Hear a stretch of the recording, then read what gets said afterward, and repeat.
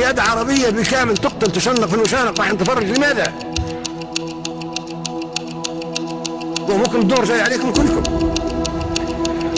نعم.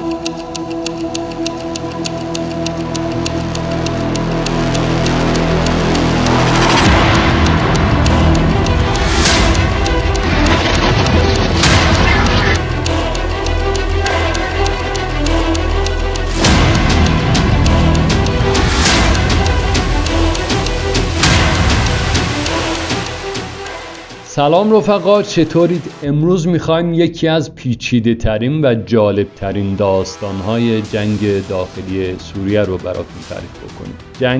جنگ هایی که خیلی ها توش کشته شدن، کشور نابود شده و گروه های مختلف برای تصاحب قدرت با هم درگیر شدن. حالا توی این ویدیو میخوایم یه نگاه ویژه به یکی از این شخصیت های پرسر و صدای این روزهای سوریه بندازیم. ابو محمد جولانی، رهبر گروه هیئت تحریر الشام.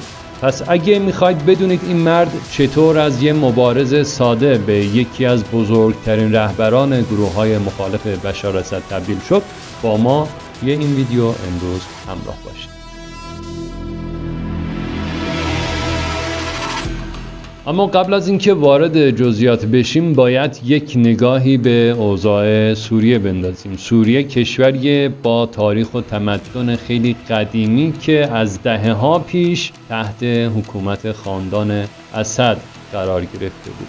خانواده اسد حکومت خیلی متمرکزی داشت که البته فساد زیاد بود، آزادی‌های سیاسی محدود بودن و مشکلات اقتصادی مردم رو به سطوح آورده بود. اما همه اینها زمانی شروع شد که مردم سوریه با الهام از انقلاب‌های بهار عربی در سال 2011 به خیابون‌ها اومدن و شروع به اعتراض کردن. اعتراضاتی که در خیلی از کشورهای عربی شروع شد و به سوریه هم رسید. مردم از وضعیت اقتصادی، اجتماعی و سیاسی خسته شده بودن و دیگه نمیتونستن تحمل کنن. اما همونطور که میدونید اعتراضات تو خیلی از کشورهای عربی به خشونت کشیده شد و در سوریه هم همینطور شد. درگیری ها بالا گرفت و جنگ داخلی شروع شد.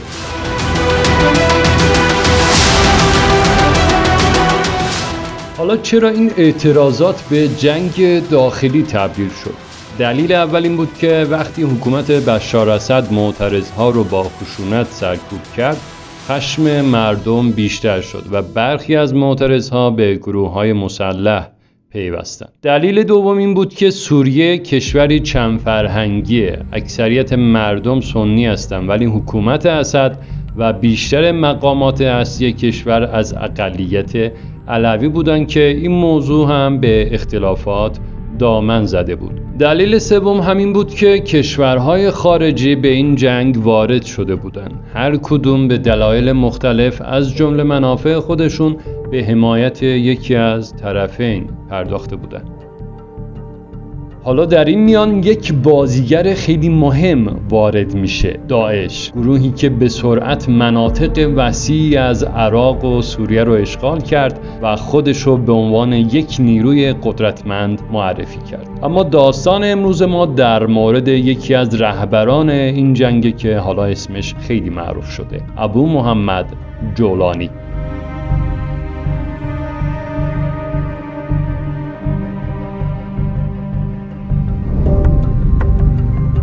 ابو محمد جولانی یا همون احمد حسین الشر متولد 1982 در ریاض عربستان سعودیه، اما اصالتش به منطقه جولان سوریه برمیگرده. خانواده‌اش اهل جولان بودن، جایی که بعد از جنگ 6 روزه 1967 توسط اسرائیل اشغال شد. جولانی از همون اول درگیر مسائل سیاسی و مبارزات ضد استعماری بود. خیلی زود وارد مسیر گروه‌های جهادی میشه و برای جنگ به عراق میره. اینجا بود که وارد گروه القاعده در عراق میشه. در عراق جولانی به سرعت تونست جایگاه خوبی پیدا کنه. اون به سرعت از افراد نزدیک به ابو مصعب الزرقاوی یعنی رهبر معروف القاعده در عراق میشه که بعد از مرگ الزرقاوی جولانی به کادر رهبری القاعده میپیونده و به نوعی از این شبکه حمایت میگیره. اما اینجا جاییه که قصه جولانی کمی پیچیده میشه. در سال 2006 وقتی که جنگ عراق شدت میگیره، جولانی دستگیر و به زندانهای مختلف آمریکا منتقل میشه. کمپ بوکا یکی از این زندانها بود که خیلی از رهبران داعش و گروههای تروریستی دیگه در اونجا زندانی بودن. تحلیلگران میگن که این زندان تبدیل به محلی برای ارتباط و شبکه سازی بین رهبران گروههای تروریستی میشه، از جمله جولانی که تو همون زمان با ابوبکر بغدادی رهبر آینده داعش آشنا میشه.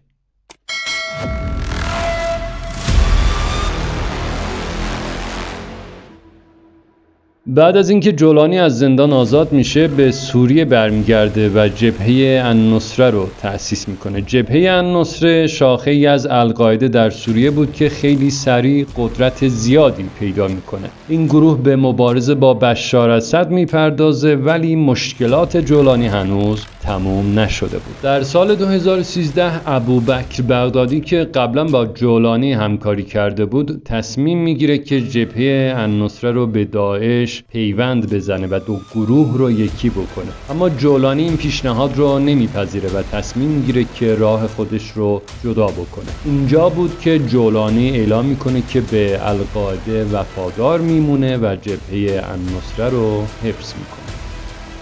اما جولانی اینجا هم متوقف نمیشه. در سال 2016 وقتی که داعش شکست میخوره و فشارهای جهانی زیاد میشه، جولانی تصمیم میگیره که ارتباط خودش رو با القاعده هم قطع بکنه و جبهه النصره رو به جبهه فتح الشام یا جبهه تحریر الشام تبدیل میکنه که این حرکت به نوعی برای پاک کردن تصویر منفی از گروهش بود.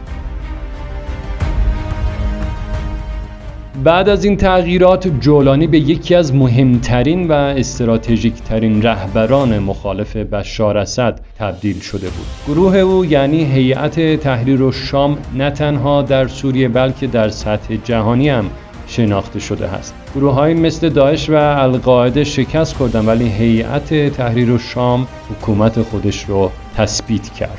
حالا سوال اینجاست که با وجود تمام این اتفاقات گذشته، آیا جولانی میتونه سوریه رو تغییر بده؟ آیا میتونه سوریه رو به یک کشور رو به رشد تبدیل بکنه؟ آیا اون میتونه یک نیروی قدرتمندتر از بشار اسد بشه یا نه؟ چند سالیه که وضعیت سوریه بحرانیه و هر روز جنگ و خونریزی بیشتری در جریان بوده، اما شاید روزی بیاد که مردم سوریه هم بتونن به آرامش و صلح برسن. امیدواریم که همه جنگ‌های دنیا روزی تموم بشه و مردم تمام دنیا مزه صلح و شادی رو بچشن.